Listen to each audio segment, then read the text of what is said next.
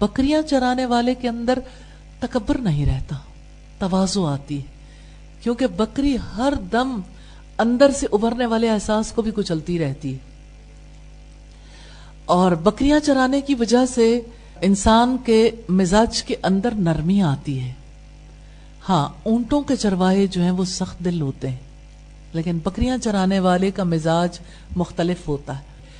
इमाम बुखारी ने नकल किया है, बकरियां चराने के हवाले से नबी सल्लल्लाहु अलैहि वसल्लम के अल्फाज को, आपने कभी बकरियां चराई हैं? क्या आप जानते हैं दुनिया के बेहतरीन मैनेजर बन जाते हैं, लीडर्स बन जाते हैं जो बकरियां चराते हैं।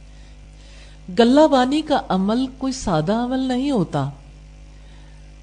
जो किसी एक बकरी को भी पालता है वो भी बहुत सारे हकाइक से आशना हो जाता है। और जो बकरियों के रेवड़ को पाले, आपको पता है पंजाबी में कहते हैं कुड़ियां चिड़ियां ते बकरियां त्रैवे जाता अथरियां, यानी कहीं भी टिकती नहीं है ना, कि लड़कियों के भी खास मिजाज होते हैं और बकरियों के भी और चिड़ियों के भी। चिड़िया को देखा एक जगह नहीं ठहरती, वो मुसलसल कूदती कूदती एक जगह से दूसरी जगह, दूसरी जगह से तीसरी जगह, और अगर थोड़ा सा भी उठना चाहे तो फौरन उड़ जाती है। तो ये मखसूस नेचर है। लेकिन जो बकरियों की हिफाजत कर लेता है वो इंसानों की हिफाजत बआसानी कर लेता है। बकरियां बीमार होती हैं, बीमार बकरी की हिफाजत करना, फिर बकरियों को हर तरह के शर से बचा के रखना, उनकी खुराक का इंतजाम करना, फिर आप देखिए कि मिजाज कितना बदलता है ना, इंसान कितनी तेजी के साथ अनापरस्त बन जाता है। बकरियां चराने वाले के अंदर तकब्बर नहीं रहता, तवाज़ु आती है, क्योंकि बकरी हर दम अंदर से उभरने वाले एहसास को भी कुचलती रहती है।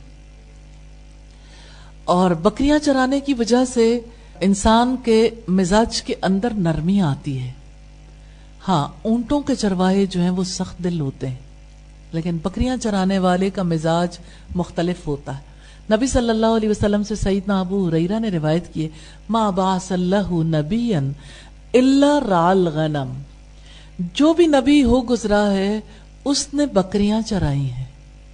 कैन यू इमेजिन नबुव्वत और चरवाहा होना, नबी होना और हर नबी का चरवाहा होना, इन दोनों का कितना गहरा लिंक है।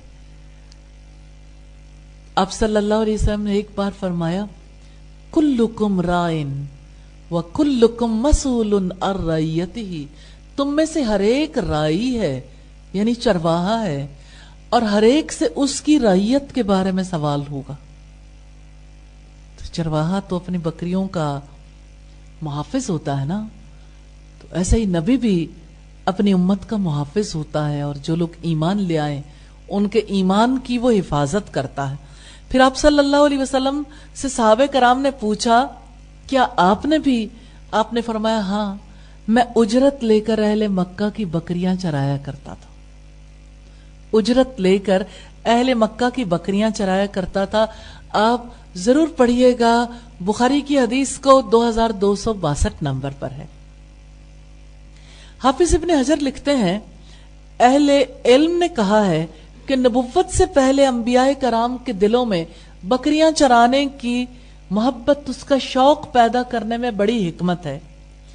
बकरियां चराने की वजह से उम्मत को सुधारने का फरीजा अंजाम देने की मशक करवाई जाती है, क्योंकि इस काम की वजह से दिल में मोहब्बत और शफकत के जज्बात पैदा होते हैं। बकरियां चराने वाला कभी बेफिक्र हो ही नहीं सकता। जहां वो बेफिक्र हुआ, कभी आपने देखा होगा ईद के मौके पर भी जब बड़े बड़े रेवड़ आते हैं, या आप कभी पहाड़ी इलाकों में जाएं तो जहां बड़े बड़े रेवड़ होते हैं, पीछे चरवाहे के हाथ में एक लाठी होती है जिससे वो अपनी बकरियों को एक जानिब करता रहता है। और बकरियां सीख भी जाती हैं, अगरचे उनकी लर्निंग बहुत शॉर्ट टर्म होती है, यानी थोड़ी देर तक वो सीधा चल लेती है, उसके बाद फिर भूल जाती हैं। तो चरवाहा जो है उसकी आवाज को वो खूब समझती हैं। तो हिल्म और शफकत के जज्बात बकरियां चराने की वजह से पैदा होते हैं, और बकरियां चराना बड़े सब्र का काम है।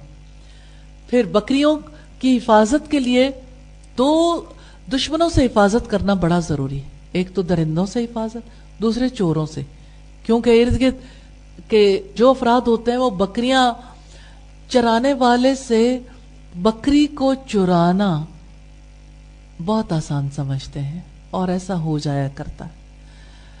مجھے کسی نے کہا کہ ہمارا ایک ٹرپ گیا اور راستے میں ہم نے بکریوں کا ایک ریوڑ دیکھا تو ہم نے بس کو بریک لگائی اور لوگ اترے اور بکریاں اٹھا اٹھا کے تو بس میں چڑھ گئے اور چلے گئے. یعنی میں چرانے کی بات کر رہی ہوں. تو اس سے آپ اندازہ کر سکتے ہیں کہ چرواہے پر کیا بیتتی ہوگی جب ایک بکری بھی گم ہو جاتی ہوگی. تو آپ صلی اللہ علیہ وسلم نے بھی باقی انبیاء کی طرح صبر کرنا سیکھا، حفاظت کرنی سیکھی، لیڈرشپ کوالٹیز آئیں، اور آپ صلی اللہ علیہ وسلم نے اپنی زبان سے بکریاں چرانے کا تذکرہ کیا ہے. آپ صلی اللہ علیہ وسلم کو اللہ تعالیٰ نے ساری انسانیت سے بڑھ کر محترم بنایا تھا، عظیم بنایا تھا، پھر بھی آپ کے اندر کتنا انکسار تھا کہ آپ کہتے ہیں ہاں میں نے بکریاں چرائیں، اجرت پر بکریاں چرایا کرتا تھا. آپ اس روایت کو فتح الباری میں دیکھ سکتے ہیں، والیوم 10 پیج 5 اور 6 پر. تو آپ کے احساس ذمہ داری کا بھی پتہ چلتا ہے بکریاں چرانے سے. آپ نے اپنے چچا کا بوجھ کتنی جلدی بٹانا شروع کر دیا تھا. آگے وہ واقعات آ رہے ہیں جہاں آپ صلی اللہ علیہ وسلم اور آپ کے چچا بالکل ابتدائی عمر میں ہی مشورہ کرتے نظر آتے ہیں کہ اب معاشی کفالت کا بوجھ مل کے اٹھانا چاہیے اور کس طرح سے خاندان کو پالنے کے لیے ہمیں تجارت کرنی ہے تو اس کی بہترین صورت کیا ہو سکتی. اس میں بھی بکریاں چرانے کا دخل تھا.